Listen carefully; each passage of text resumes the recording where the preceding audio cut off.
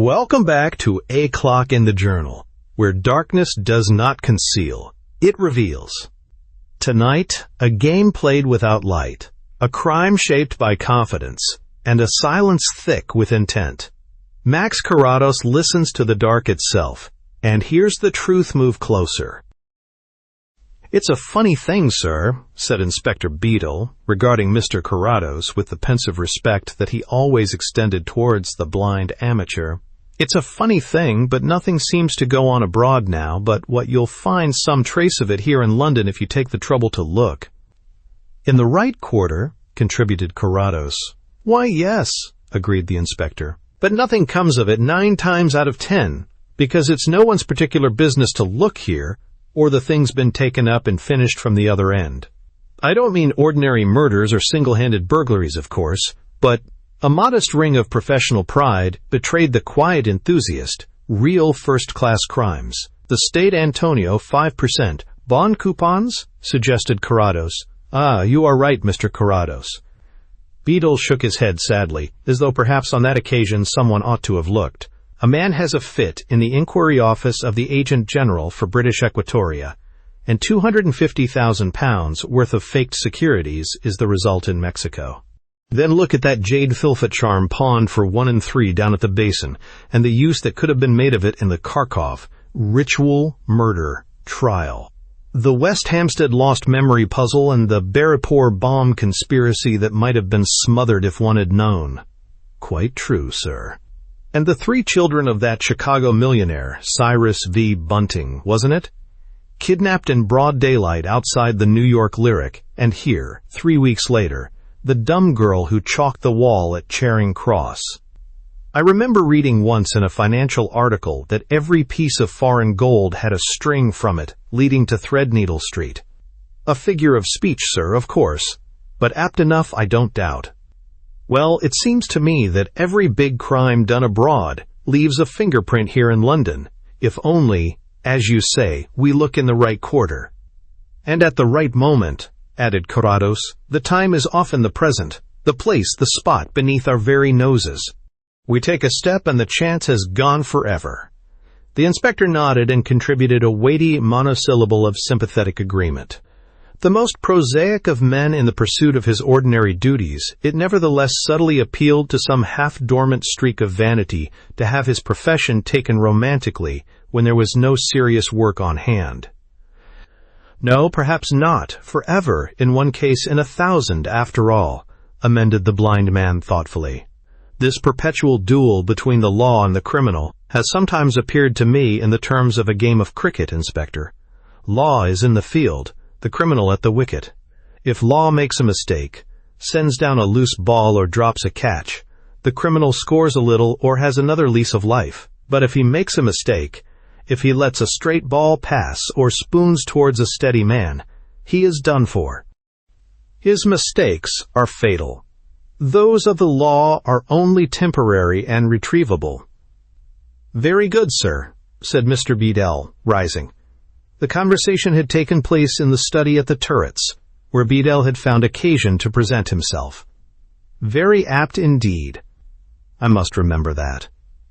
Well, sir, I only hope that this Guido the Razor lot will send a catch in our direction." This delicately marked Inspector Beadle's instinctive contempt for Guido. As a craftsman, he was compelled on his reputation to respect him, and he had accordingly availed himself of Carrados's friendship for a confabulation. As a man, he was a foreigner, worse, an Italian, and if left to his own resources, the inspector would have opposed to his sinuous flexibility those rigid, essentially Britannia metal, methods of the force that strike the impartial observer as so ponderous, so amateurish and conventional, and it must be admitted, often so curiously and inexplicably successful. The offense that had circuitously brought Il Rasojo and his lot within the cognizance of Scotland Yard outlines the kind of story that is discreetly hinted at by the society paragraphist of the day, politely disbelieved by the astute reader, and then at last laid indiscreetly bare in all its details by the inevitable princessly recollections of a generation later. It centered round an impending royal marriage in Vienna, a certain jealous Countess X. Here you have the discretion of the paragrapher, and a document or two that might be relied upon. The aristocratic biographer will impartially sum up the contingencies to play the deuce with the approaching nuptials. To procure the evidence of these papers, the Countess enlisted the services of Guido, as reliable a scoundrel as she could probably have selected for the commission. To a certain point, to the abstraction of the papers, in fact, he succeeded, but it was with pursuit close upon his heels. There was that disadvantage in employing a rogue to do work that implicated roguery. For whatever moral right the Countess had to the property, her accomplice had no legal right whatever to his liberty. On half a dozen charges at least he could be arrested on sight in as many capitals of Europe. He slipped out of Vienna by the Nordbahn with his destination known, resourcefully stopped the express outside Zaslau, and got away across to Crudum. By this time the game and the moves were pretty well understood in more than one keenly interested quarter. Diplomacy supplemented justice, and the immediate history of Guido became that of a fox hunted from covert to covert with all the familiar earth stopped against him. From Partibitz he passed on to Glatz, reached Breslau, and went down the Oder to Stettin. Out of the liberality of his employer's advances, he had ample funds to keep going, and he dropped and rejoined his accomplices as the occasion ruled. A week's harrying found him in Copenhagen, still with no time to spare, and he missed his purpose there.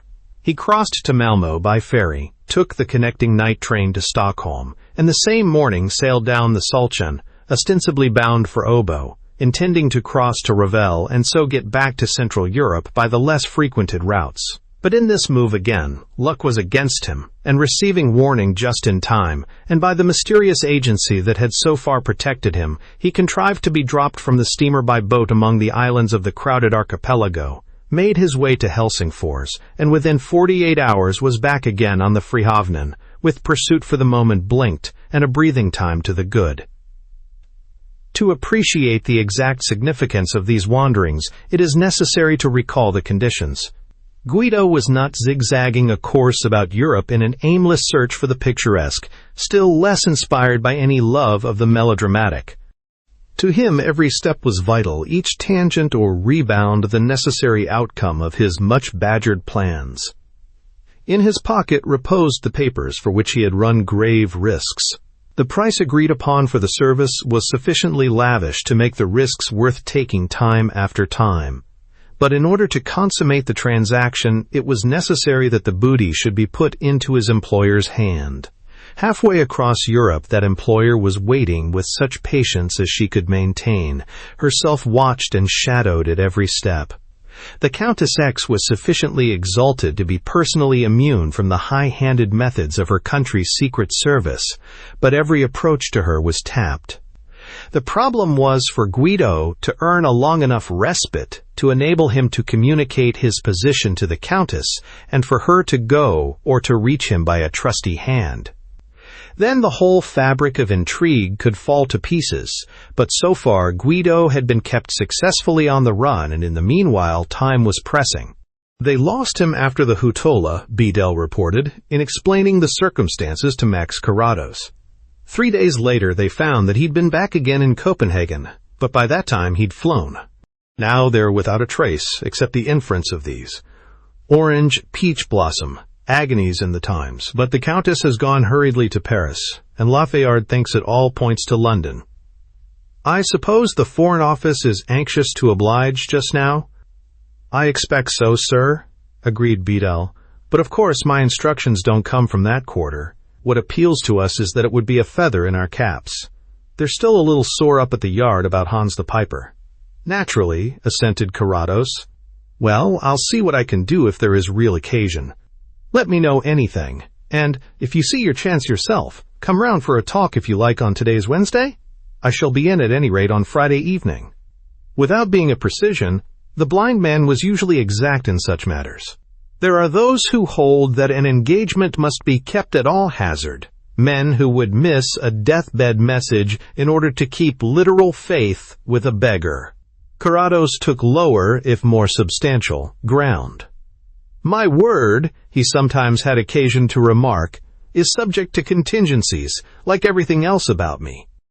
If I make a promise, it is conditional on nothing which seems more important arising to counteract it. That, among men of sense, is understood. And as it happened, something did occur on this occasion. He was summoned to the telephone just before dinner on Friday evening to receive a message personally. Greatorex, his secretary, had taken the call, but came in to say that the caller would give him nothing beyond his name, Bramah. The name was unknown to Carrados, but such incidents were not uncommon, and he proceeded to comply. Yes, he responded.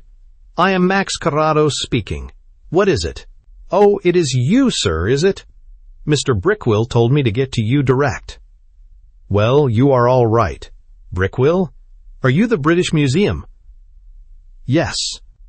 I am Bramah in the Chaldean Art Department. They are in a great stew here. We have just found out that someone has managed to get access to the second inner Greek room and looted some of the cabinets there. It is all a mystery as yet. What is missing? Asked Carrados. So far, we can only definitely speak of about 6 trays of Greek coins, 100 to 120 roughly. Important? The line conveyed a caustic bark of tragic amusement. Why, yes, I should say so. The beggar seems to have known his business. All fine specimens of the best period. Syracuse, Messana, Croton, Amphipolis, Eumenes, Evenetos, Chemens. The chief quite wept. Carrados groaned. There was not a piece among them that he had not handled lovingly. What are you doing? He demanded. Mr. Brickwill has been to Scotland Yard, and, on advice, we are not making it public as yet. We don't want a hint of it to be dropped anywhere, if you don't mind, sir. That will be all right. It was for that reason that I was to speak with you personally. We are notifying the chief dealers and likely collectors to whom the coins, or some of them, may be offered at once if it is thought that we haven't found it out yet. Judging from the expertness displayed in the selection, we don't think that there is any danger of the lot being sold to a pawnbroker or a metal dealer, so that we are running very little real risk in not advertising the loss. Yes, probably it is as well, replied Carrados. Is there anything that Mr. Brickwill wishes me to do? Only this, sir. If you are offered a suspicious lot of Greek coins, or hear of them, would you have a look? I mean, ascertain whether they are likely to be ours, and if you think they are, communicate with us in Scotland Yard at once. Certainly, replied the blind man. Tell Mr. Brickwill that he can rely on me if any indication comes my way. Convey my regrets to him and tell him that I feel the loss quite as a personal one. I don't think that you and I have met as yet, Mr. Bramah. No, sir, said the voice diffidently, but I have looked forward to the pleasure. Perhaps this unfortunate business will bring me an introduction. You are very kind, was Carrados's acknowledgment of the compliment. Any time.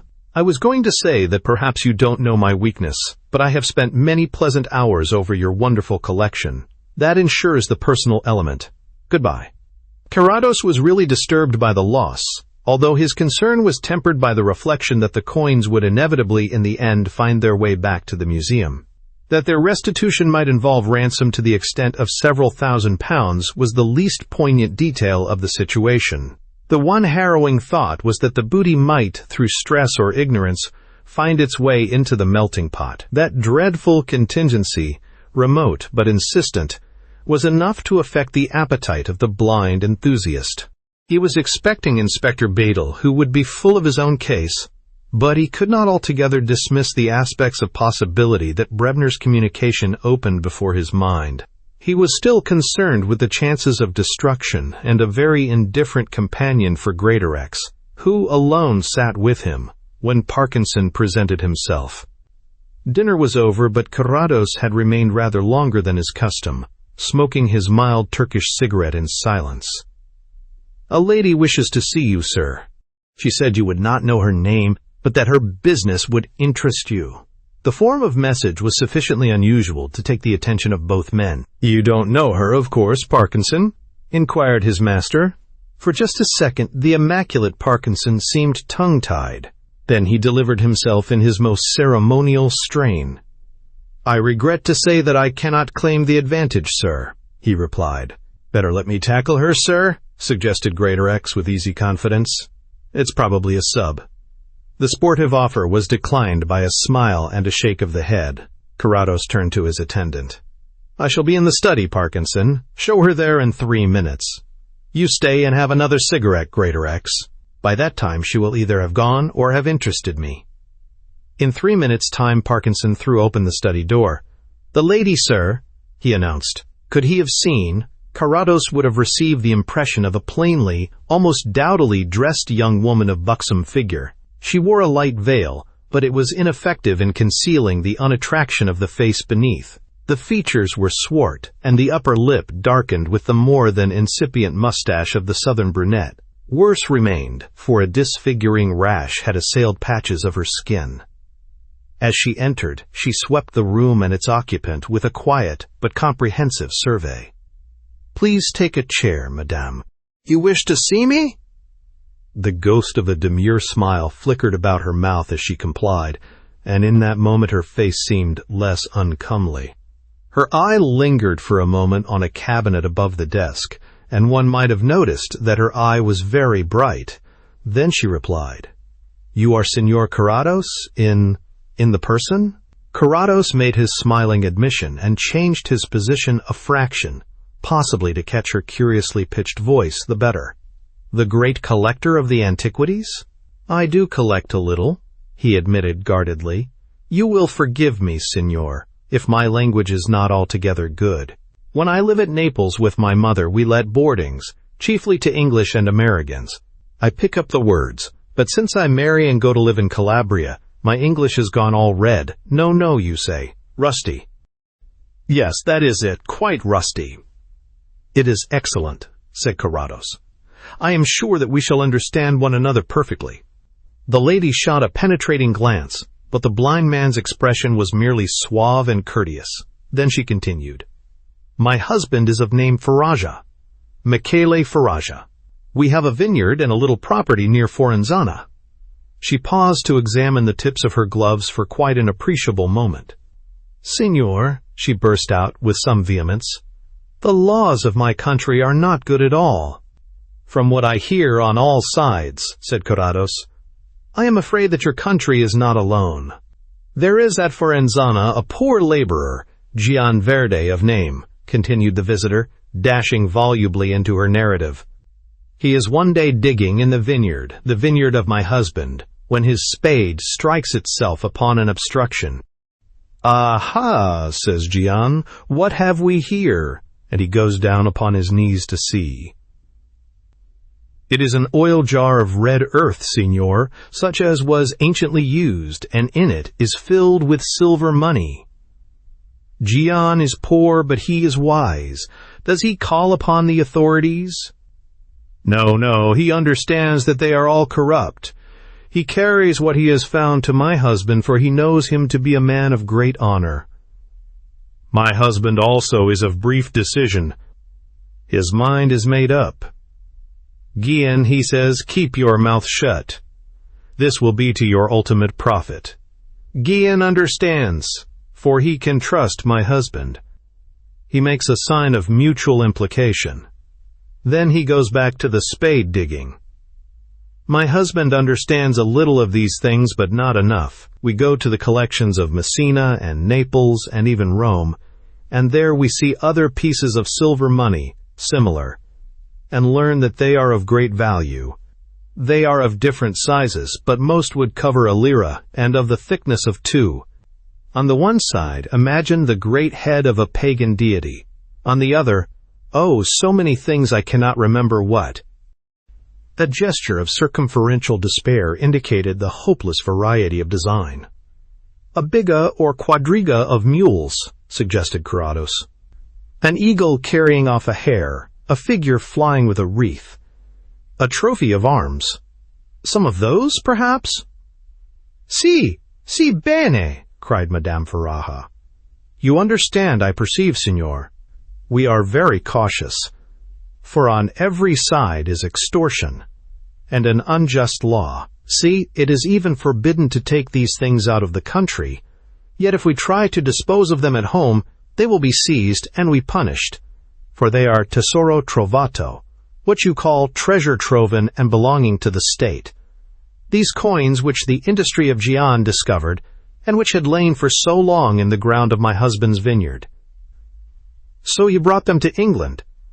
Si, signor. It is spoken of as a land of justice and rich nobility who buy these things at the highest prices. Also, my speaking a little of the language would serve us here. I suppose you have the coins for disposal, then. You can show them to me? My husband retains them. I will take you.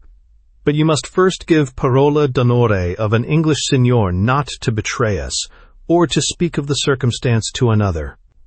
Carrados had already foreseen this eventuality and decided to accept it.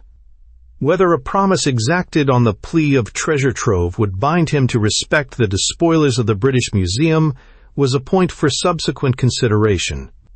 Prudence demanded that he should investigate the offer at once, and to cavil over Madame Farage's conditions would be fatal to that object.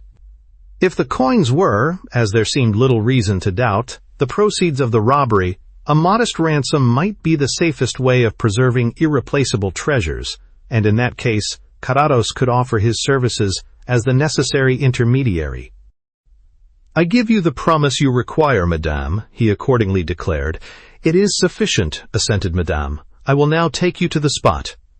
It is necessary that you alone should accompany me, for my husband is so distraught in this country, where he understands not a word of what is spoken, that his poor spirit would cry, "We are surrounded," if he saw two strangers approach the house. Oh, he has become most dreadful in his anxiety, my husband. Imagine only, he keeps on the fire a cauldron of molten lead, and he would not hesitate to plunge into it this treasure and obliterate its existence if he imagined himself endangered. So, speculated Carrados inwardly, a likely precaution for a simple vine-grower of Calabria. Very well, he assented aloud. I will go with you alone. Where is the place? Madame Farage searched in the ancient purse that she discovered in her rusty handbag and produced a scrap of paper. People do not understand sometimes my way of saying it, she explained. Set, herringbone. May I? Said Carrados, stretching out his hand. He took the paper and touched the writing with his fingertips. Oh yes, 7 Heronsbourne Place. That is on the edge of Heronsbourne Park, is it not? He transferred the paper casually to his desk as he spoke and stood up. How did you come, Madame Farage? Madame Farage followed the careless action with a discreet smile that did not touch her voice. By motor bus, first one then another, inquiring at every turning. Oh, but it was interminable, sighed the lady. My driver is off for the evening. I did not expect to be going out, but I will. Phone up a taxi, and it will be at the gate as soon as we are. He dispatched the message, and then, turning to the house telephone, switched on to Greatorex. I'm just going round to Heronsbourne Park, he explained. Don't stay, Greatorex, but if anyone calls expecting to see me, they can say that I don't anticipate being away more than an hour. Parkinson was hovering about the hall. With quite novel officiousness, he pressed upon his master a succession of articles that were not required. Over this usually complacent attendant, the unattractive features of Madame Farage appeared to exercise a stealthy fascination. For a dozen times the lady detected his eyes questioning her face, and a dozen times he looked guiltily away again. But his incongruities could not delay for more than a few minutes the opening of the door. I do not accompany you, sir? He inquired, with the suggestion plainly tendered in his voice that it would be much better if he did. Not this time, Parkinson. Very well, sir. Is there any particular address to which we can telephone in case you are required, sir? Mr. Greatorex has instructions. Parkinson stood aside, his resources exhausted. Madame Farage laughed a little mockingly as they walked down the drive. Your manservant thinks I may eat you, Signor Carrados, she declared vivaciously. Carrados, who held the key of his usually exact attendant's perturbation, for he himself had recognized in Madame Farage the angelic Nina Brun of the Sicilian tetradrachm incident from the moment she opened her mouth, admitted to himself the humor of her audacity. But it was not until half an hour later that enlightenment rewarded Parkinson. Inspector Beadle had just arrived and was speaking with Greatorex when the conscientious valet, who had been winnowing his memory in solitude, broke in upon them, more distressed than either had ever seen him in his life before, and with the breathless introduction, "It was the ears, sir!" "I have her ears at last," poured out his tale of suspicion, recognition, and his present fears. In the meanwhile, the two objects of his concern had reached the gate as the summoned taxicab drew up. "7 Heronsbourne Place," called Carrados to the driver. "No, no," interposed the lady with decision. "Let him stop at the beginning of the street. It is not far to walk. My husband would be on the verge of distraction if he thought in the dark that it was the arrival of the police. Who knows?" Brackage Road, opposite the end of Heronsbourne Place, amended Carrados. Heronsbourne Place had the reputation, among those who were curious in such matters, of being the most reclusive residential spot inside the 4-mile circle. To earn that distinction it was, needless to say, a cul-de-sac. It bounded one side of Heronsbourne Park, but did not at any point of its length give access to that pleasance. It was entirely devoted to unostentatious little houses, something between the villa and the cottage, some detached and some in pairs, but all possessing the endowment of larger, more umbrageous gardens than can generally be secured within the radius.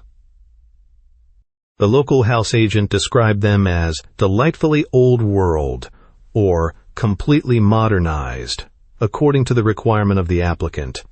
The cab was dismissed at the corner, and Madame Farage guided her companion along the silent and deserted way. She had begun to talk with renewed animation, but her ceaseless chatter only served to emphasize to Carrados the one fact that it was contrived to disguise. "I am not causing you to miss the house with looking after me." "No 7, Madame Farage?" he interposed. "No, certainly," she replied readily. "It is a little farther. The numbers are from the other end." "But we are there. Echo!" She stopped at a gate and opened it, still guiding him. They passed into a garden, moist and sweet-scented, with the distillate odors of a dewy evening. As she turned to relatch the gate, the blind man endeavored politely to anticipate her. Between them, his hat fell to the ground. "My clumsiness," he apologized, recovering it from the step. "My old impulses and my present helplessness, alas, Madame Farage." "One learns prudence by experience," said Madame sagely. She was scarcely to know, poor lady, that even as she uttered this trite aphorism, under cover of darkness and his hat, Mr. Carrados had just ruined his signet ring by blazoning a golden 7 upon her garden step to establish its identity if need be. A cul-de-sac that numbered from the closed end seemed to demand some investigation. "Seldom," he replied to her remark. "One goes on taking risks, so we are there?" Madame Farage had opened the front door with a latch-key. She dropped the latch and led Carrados forward along the narrow hall. The room they entered was at the back of the house, and from the position of the road it therefore overlooked the park. Again the door was locked behind them. "The celebrated Mr. Carrados," announced Madame Farage, with a sparkle of triumph in her voice. She waved her hand towards a lean, dark man who had stood beside the door as they entered. "My husband, beneath our poor roof in the most fraternal manner," commented the dark man in the same derisive spirit. "But it is wonderful." "The even more celebrated Monsieur Dampierre, unless I am mistaken?" retorted Carrados blandly. "I bow on our first real meeting." "You knew," exclaimed the Dampierre of the earlier incident incredulously. "Stoker, you were right, and I owe you 100 lire. Who recognized you, Nina?" "How should I know?" demanded the real Madame Dampierre crossly. "This blind man himself, by chance." "You pay a poor compliment to your charming wife's personality to imagine that one could forget her so soon," put in Carrados. "And you a Frenchman, Dampierre?" "You knew, Monsieur Carrados," reiterated Dampierre, "and yet you ventured here. You are either a fool or a hero, an enthusiast. It is the same thing as both, interposed the lady. What did I tell you? What did it matter if he recognized, you see? Surely you exaggerate, Monsieur Dompierre, contributed Carrados. I may yet pay tribute to your industry. Perhaps I regret the circumstance and the necessity, but I am here to make the best of it. Let me see the things Madame has spoken of, and then we can consider the detail of their price, either for myself or on behalf of others. There was no immediate reply. From Dompierre came a saturnine chuckle, and from Madame Dompierre a titter that accompanied a grimace. For one of the rare occasions in his life, Carrados found himself wholly out of touch with the atmosphere of the situation. Instinctively, he turned his face towards the other occupant of the room, the man addressed as Stoker, whom he knew to be standing near the window. "This unfortunate business has brought me an introduction," said a familiar voice. For one dreadful moment the universe stood still round Carrados. Then, with the crash and grind of overwhelming mental tumult, the whole strategy revealed itself, like the sections of a gigantic puzzle falling into place before his eyes. There had been no robbery at the British Museum. That plausible concoction was as fictitious as the intentionally transparent tale of treasure trove. Carrados recognized now how ineffective the one device would have been without the other in drawing him, how convincing the two together, and while smarting at the humiliation of his plight, he could not restrain a dash of admiration at the ingenuity, the accurately conjectured line of inference of the plot. It was again the familiar artifice of the cunning pitfall masked by the clumsily contrived trap just beyond it.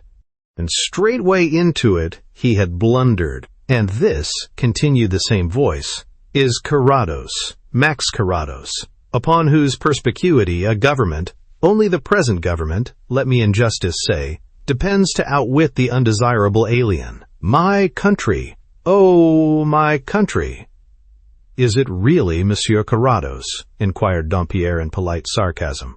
"Are you sure, Nina, that you have not brought a man from Scotland Yard instead? Basta. He is here. What more do you want?" "Do not mock the poor sightless gentleman," answered Madame Dompierre in doubtful sympathy.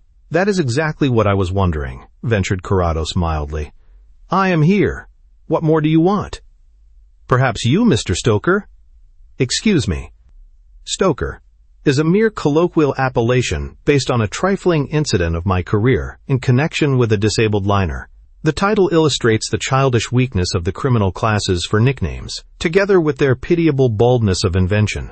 My real name is Montmorency, Mr. Carrados, Eustace Montmorency."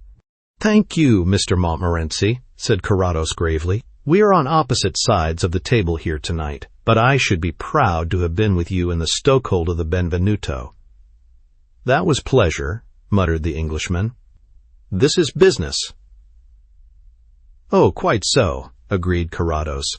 "So far I am not exactly complaining, but I think it is high time to be told, and I address myself to you, why I have been decoyed here and what your purpose is."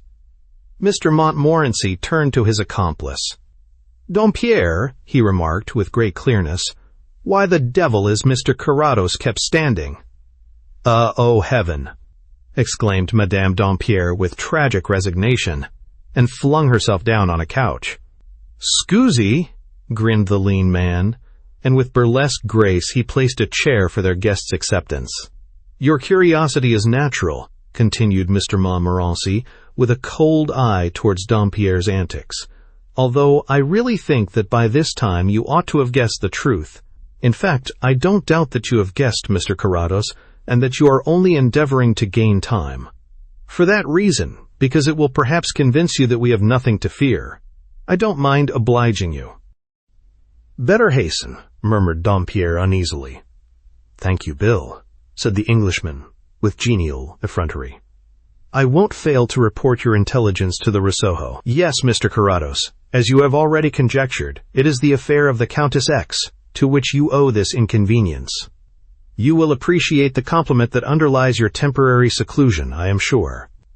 When circumstances favored our plans and London became the inevitable place of meeting, you and you alone stood in the way. We guessed that you would be consulted, and we frankly feared your intervention. You were consulted. We know that Inspector Beadle visited you 2 days ago, and he has no other case in hand. Your quiescence for just 3 days had to be obtained at any cost, so here you are." "I see," assented Carrados. "And having got me here, how do you propose to keep me?" Of course, that detail has received consideration. In fact, we secured this furnished house solely with that in view. There are 3 courses before us. The first, quite pleasant, hangs on your acquiescence. The second, more drastic, comes into operation if you decline. The third. But really, Mr. Carrados, I hope you won't oblige me even to discuss the third. You will understand that it is rather objectionable for me to contemplate the necessity of 2 able-bodied men having to use even the smallest amount of physical compulsion towards one who is blind and helpless. I hope you will be reasonable and accept the inevitable." "The inevitable is the one thing that I invariably accept," replied Carrados. "What does it involve?" "You will write a note to your secretary explaining that what you have learned at 7 Heronsbourne Place makes it necessary for you to go immediately abroad for a few days. By the way, Mr. Carrados, although this is Heronsbourne Place, it is not number 7. "Dear, dear me," sighed the prisoner. "You seem to have had me at every turn, Mr. Montmorency. An obvious precaution. The wider course of giving you a different street altogether we rejected as being too risky in getting you here. To continue. To give conviction to the message, you will direct your man Parkinson to follow by the first boat train tomorrow, with all the requirements for a short stay, and put up at Mascot's as usual, awaiting your arrival there." "Very convincing," agreed Carrados. "Where shall I be in reality?" "In a charming, though rather isolated bungalow on the south coast. Your wants will be attended to. There is a boat. You can row or fish. You will be run down by motor car and brought back to your own gate. It's really very pleasant for a few days. I've often stayed there myself." "Your recommendation carries weight. Suppose, for the sake of curiosity, that I decline." "You will still go there, but your treatment will be commensurate with your behavior. The car to take you is at this moment waiting in a convenient spot on the other side of the park. We shall go down the garden at the back, cross the park, and put you into the car. Anyway, and if I resist?" The man whose pleasantry it had been to call himself Eustace Montmorency shrugged his shoulders. "Don't be a fool," he said tolerantly. "You know who you are dealing with and the kind of risks we run. If you call out or endanger us at a critical point, we shall not hesitate to silence you effectively." The blind man knew that it was no idle threat. In spite of the cloak of humor and fantasy thrown over the proceedings, he was in the power of coolly desperate men. The window was curtained and shuttered against sight and sound, the door behind him locked. Possibly at that moment a revolver threatened him. Certainly weapons lay within reach of both his keepers. "Tell me what to write," he asked, with capitulation in his voice. Dampierre twirled his mustachios in relieved approval. Madame laughed from her place on the couch and picked up a book, watching Montmorency over the cover of its pages. As for that gentleman, he masked his satisfaction by the practical business of placing on the table before Carrados the accessories of the letter. "Put into your own words the message that I outlined just now. Perhaps to make it altogether natural, I had better write on a page of the notebook that I always use," suggested Carrados. "Do you wish to make it natural?" demanded Montmorency with latent suspicion. "If the miscarriage of your plan is to result in my head being knocked, yes, I do," was the reply. "Good," chuckled Dampierre, and sought to avoid Mr. Montmorency's cold glance by turning on the electric table lamp for the blind man's benefit. Madame Dampierre laughed shrilly. "Thank you, monsieur," said Carrados. "You have done quite right. What is light to you is warmth to me, heat, energy, inspiration. Now to business." He took out the pocketbook he had spoken of and leisurely proceeded to flatten it down upon the table before him, as his tranquil, pleasant eyes ranged the room. Meanwhile, it was hard to believe that the shutters of an impenetrable darkness lay between them and the world. They rested for a moment on the two accomplices who stood beyond the table, picked out Madame Dampierre lolling on the sofa on his right, and measured the proportions of the long, narrow room. They seemed to note the positions of the window at the one end and the door almost at the other, and even to take into account the single pendant electric light, which, up till then, had been the sole illuminant. "You prefer pencil?" asked Montmorency. "I generally use it for casual purposes. But not," he added, touching the point critically, "like this." Alert for any sign of retaliation, they watched him take an insignificant penknife from his pocket and begin to trim the pencil. Was there in his mind any mad impulse to force conclusions with that puny weapon? Dampierre worked his face into a fiercer expression and touched reassuringly the handle of his knife.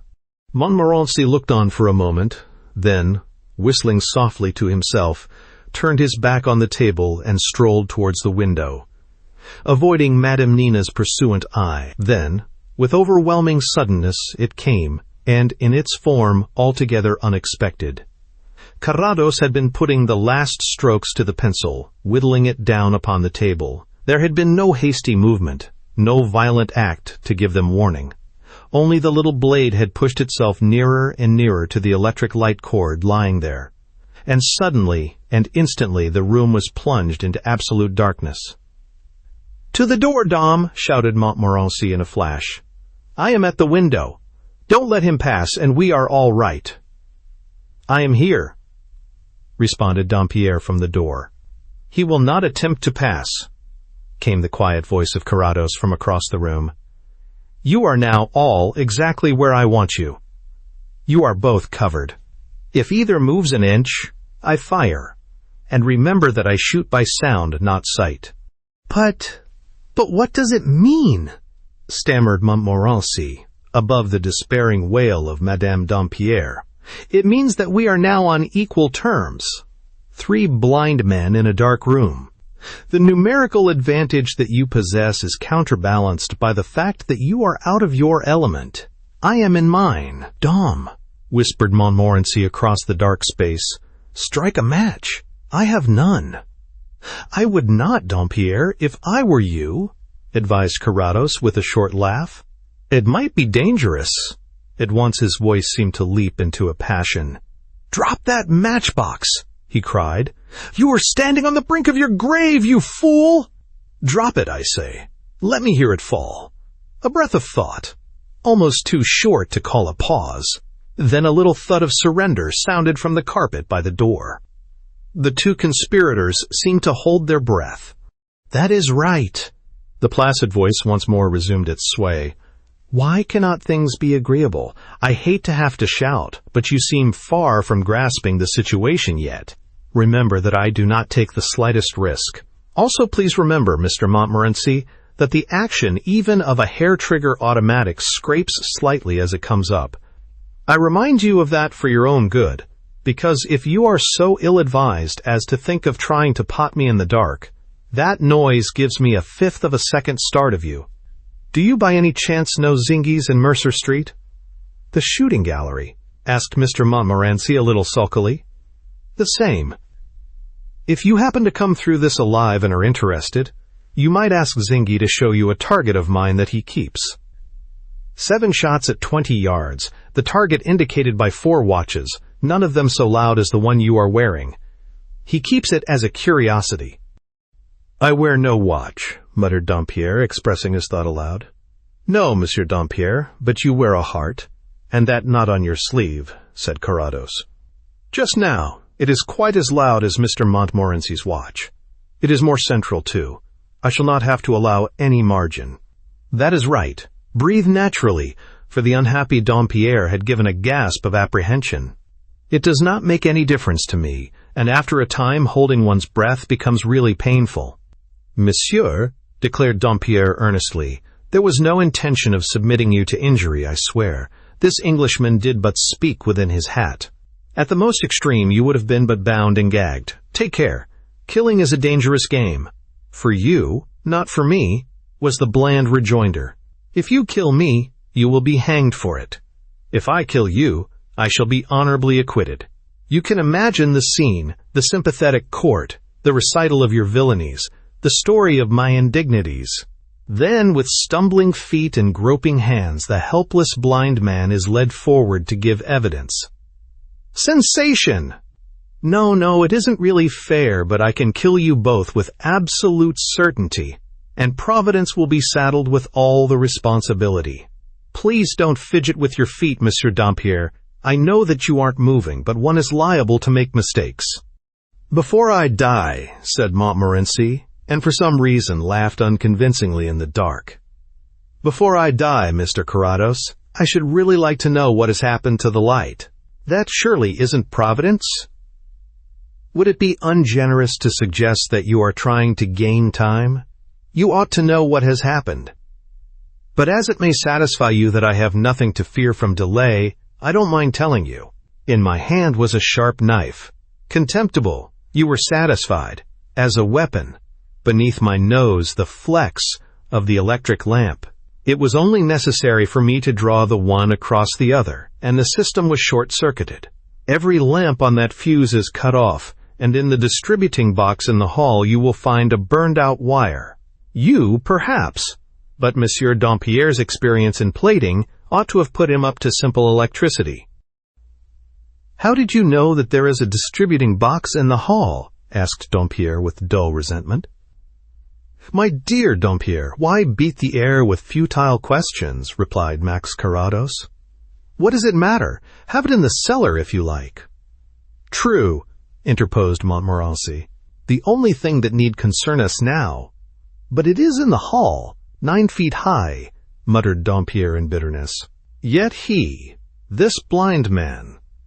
The only thing that need concern us, repeated the Englishman, severely ignoring the interruption, is what you intend doing in the end, Mr. Carrados? The end is a little difficult to foresee, was the admission. So far, I am all for maintaining the status quo. Will the first gray light of morning find us still in this impasse? No, for between us we have condemned the room to eternal darkness. Probably about daybreak Dampierre will drop off to sleep and roll against the door. I, unfortunately mistaking his intention, will send a bullet through. Pardon, madame. I should have remembered. But pray don't move. I protest, monsieur. Don't protest. Just sit still. Very likely it will be Mr. Montmorency who will fall off to sleep the first after all. Then we will anticipate that difficulty, said the one in question, speaking with renewed decision. We will play the last hand with our cards upon the table if you like. Nina, Mr. Carrados will not injure you whatever happens. Be sure of that. When the moment comes, you will rise. One word. Put in Carrados with determination. My position is precarious, and I take no risks. As you say, I cannot injure Madame Dampierre, and you 2 men are therefore my hostages for her good behavior. If she rises from the couch, you, Dampierre, fall. If she advances another step, Mr. Montmorency follows you. Do nothing rash, Carissima, urged her husband, with passionate solicitude. You might get hit in place of me. We will yet find a better way. You dare not, Mr. Carrados, flung out Montmorency, for the first time beginning to show signs of wear in this duel of the temper. He dare not, Dampierre, in cold blood and unprovoked. No jury would acquit you. Another who fails to do you justice, Madame Nina, said the blind man with ironic gallantry. The action might be a little high-handed, one admits, but when you, appropriately clothed and in your right complexion, stepped into the witness box and I said, Gentlemen of the jury, what is my crime? That I made Madame Dampierre a widow, can you doubt their gratitude and my acquittal? Truly my countrymen are not all bats or monks, madame. Dampierre was breathing with perfect freedom now, while from the couch came the sounds of stifled emotion. But whether the lady was involved in a paroxysm of sobs or of laughter, it might be difficult to swear. It was perhaps an hour after the flourish of the introduction with which Madame Dampierre had closed the door of the trap upon the blind man's entrance. The minutes had passed, but the situation remained unchanged. though the ingenuity of certainly 2 of the occupants of the room had been tormented into shreds to discover a means of turning it to their advantage. So far the terrible omniscience of the blind man in the dark and the respect for his marksmanship with which his coolness had inspired them dominated the group. But one strong card yet remained to be played, and at last the moment came upon which the conspirators had pinned their despairing hopes. There was the sound of movement in the hall outside, not the first about the house, but towards the new complication Carrados had been strangely unobservant. True, Montmorency had talked rather loudly to carry over the dangerous moments. But now there came an unmistakable step, and to the accomplices it could only mean one thing. Montmorency was ready on the instant. "Down, Dom!" he cried. "Throw yourself down! Break in, Guido! Break in the door! We are held up!" There was an immediate response. The door, under the pressure of a human battering ram, burst open with a crash. On the threshold, the intruders, 4 or 5 in number, stopped starkly for a moment, held in astonishment by the extraordinary scene that the light from the hall and of their own bull's-eyes revealed. Flat on their faces, to present the least possible surface to Carrados's aim, Dompierre and Montmorency lay extended beside the window and behind the door. On the couch, with her head buried beneath the cushions, Madame Dompierre sought to shut out the sight and sound of violence. Carrados had not moved, but with arms resting on the table and fingers placidly locked together, he smiled benignly on the new arrivals. His attitude, compared with the extravagance of those around him, gave the impression of a complacent modern deity presiding over some grotesque ceremonial of pagan worship. "So, Inspector, you could not wait for me after all," was his greeting.